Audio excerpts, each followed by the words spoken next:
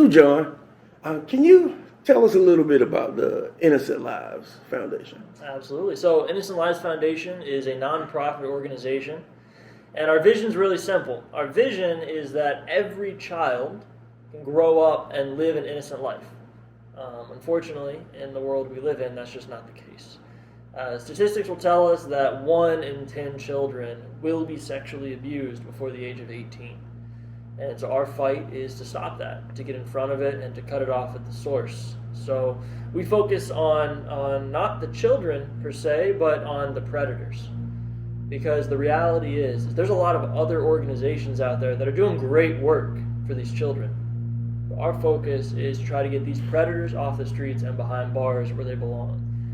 So what we do is we use computer security professionals and security experts to identify these child predators and turn them over to law enforcement. Okay. So oftentimes when I say that, everybody's first thing goes to To Catch a Predator, right? And the super theatrical, and they're impersonating this teenage girl. Are you the new age Chris Hansen? No. And we're better off for it, because the reality is it's entertaining, right? It's super entertaining, but it doesn't do any good. Because they're not working with law enforcement. They're not working with actual avenues to prosecute these people, rather. So what ends up happening is they get these guys, they shame them, they embarrass them in front of their friends and family. They get them angry, and then nothing that they have on them will stick and send them to prison. So now you just have an enraged predator that goes back home and can no longer be retried for the same thing twice. Yeah. So it doesn't do any good. And in fact, it just makes it worse. So what we do is we work closely with law enforcement, local, federal, and international law enforcement. And what we're doing is we're looking for people that are out there that are already committing crimes. There's no entrapment. These people are already out there committing crimes. Trading and trafficking in CSAM, that's child sexual abuse materials, children, human trafficking, all things like that. Yeah. We find who they are, and most of them, right, they hide behind this username thinking that they're safe. And we're here to show them that they're not safe. And we identify who they are in real life, get all the information we can, hand that to law enforcement, and they can go kick the door in, and we can move on to the next case. Now, I joke with you about being the young Chris Hansen, but you're a young guy, man. What really spurred, or how did you get involved? Because this is a noble cause. So the short story is that I knew a guy named Chris Hadnaggy who started this foundation. They started growing, and they said, "Hey, we need help. Would you be interested?" Now the more, I guess, dramatic story as to why that I would care is that I started working in the corporate world at a really young age. So I'm 24, and I've already been in the IT industry for a decade. I started right when I was 14. And in fact, when I started, I was too young to be hired on official payroll, so they would buy me computer parts as payment. I'd work for a couple weeks, and all of a sudden I'd get a graphics card, right? So I've been in it for a long time, but I got really tired really fast of corporate IT and corporate information security, because all I was doing was working a bunch of long hours to make somebody else rich. And it felt very just empty and unsatisfying. Yeah. So when I had this opportunity to take some skills that I had and apply them for good, it was a no-brainer. It's a job, right? So I get paid and it pays my bills. But going to work every morning knowing that I'm not just working a job, that I'm making a difference is hugely motivational and very, very important for me. And in fact, since I've started over the last 2 years, we've been submitting a case to law enforcement every 2 working days, which is awesome. And so every week that I go into work, I know that there are several more cases that are being pursued. And so when I say that, a case being submitted to law enforcement, what that means is we have finished a case that is actionable. We've handed that off to our law enforcement contact, and they have accepted it as actionable. But for someone who's watching today and they say, man, I love what you guys are doing, maybe where can I go to find out more, or what can I do to help? Are there any specific things that you would point people towards?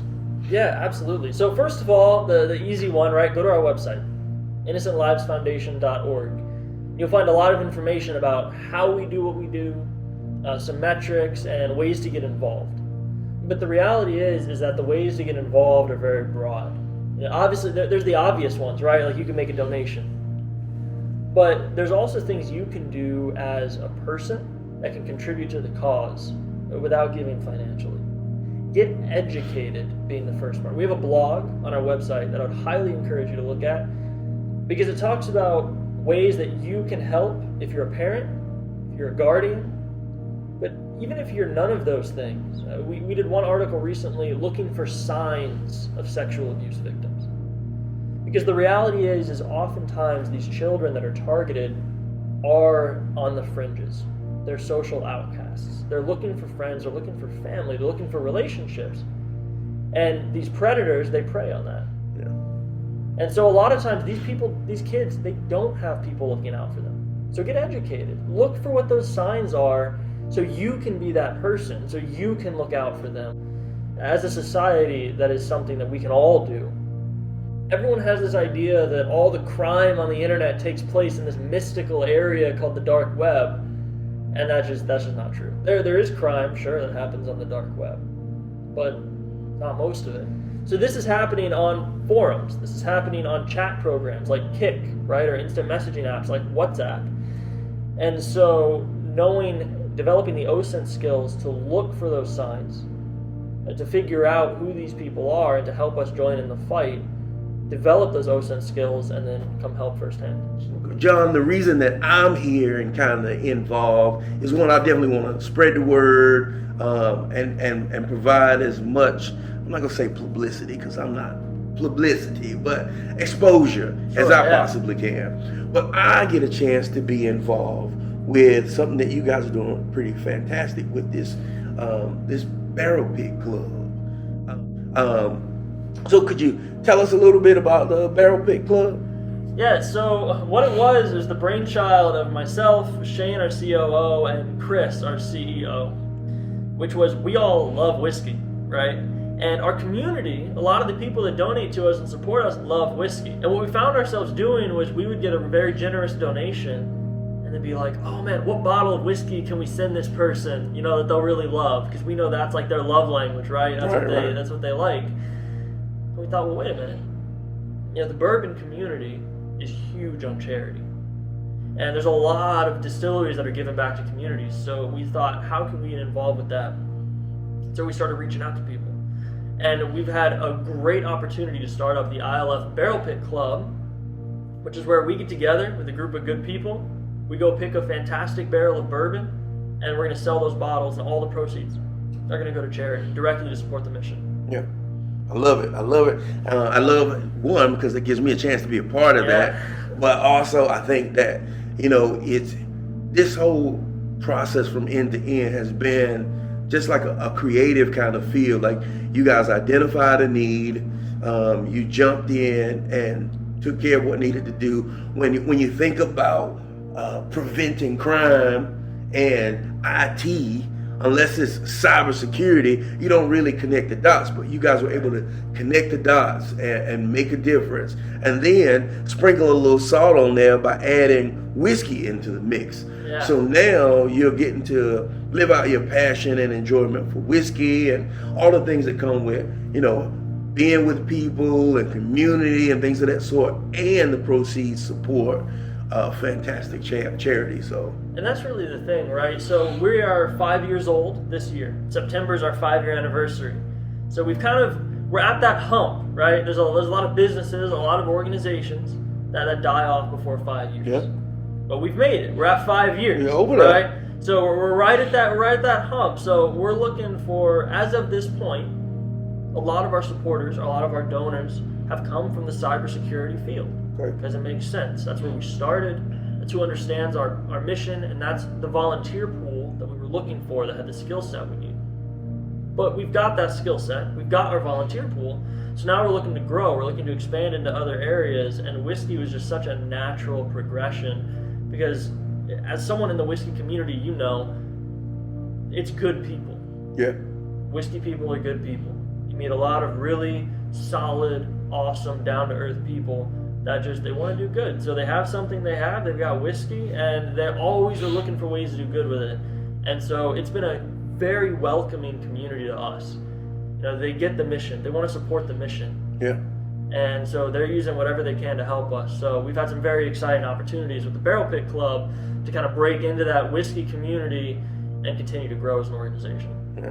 This is your chance to make your plead for all of the distilleries that are out there today that have a barrel pick program, that want to buy into this community and engagement, and also support a fantastic charity. What brand, what distillery, anything on your wish list right now? All right, so if we're talking wish list, so if I'm going to say, right, if as the event coordinator for the Innocent Lives Foundation, if I want anyone out there to get involved and to do some good, here's my wish list, right? I would love to get together with Four Roses and do a Four Roses single barrel. You guys are putting out some amazing stuff and some incredible single barrel programs. I would love to be part of that. And Willet. I mean, come on, right? When you think of small community, you think of family in the distilling world, you think of Willet. Because they're a small family-owned operation. It's been that way forever, and they're putting out fantastic products. And that's kind of something that I can resonate with. You see that small family group, and we're an organization of about 50. But the reality is that's small compared to a lot of organizations out there. So Willet, Four Roses, if I had a wish list of some American whiskey to work with, that would be it, absolutely. Yeah. Now I know, and I'm going to put the challenge out there. I know that there's some other up-and-coming whiskey brands out there. Anybody who's looking to, I'm sure that you're not turning down any barrel pick options out there. No, and that's the thing, right? We're looking for community. We're looking for people. Our founder and myself agree, our philosophy has always been, you find the right people, the money will follow. Yeah. There's a lot of organizations out there that are after the money and they don't care who it comes from. That's just not us. We're after the people that believe in the mission, they believe in the vision, and they want to help. The money will come naturally. We're not concerned about that. So whether you're a small distillery, a big distillery, if you're passionate about the mission, you want to get involved, and you have a way that we can do that, please reach out, because I would love to have a conversation, because we can, as a bourbon community, as a whiskey community, we can add some good into the world. So please just help us out.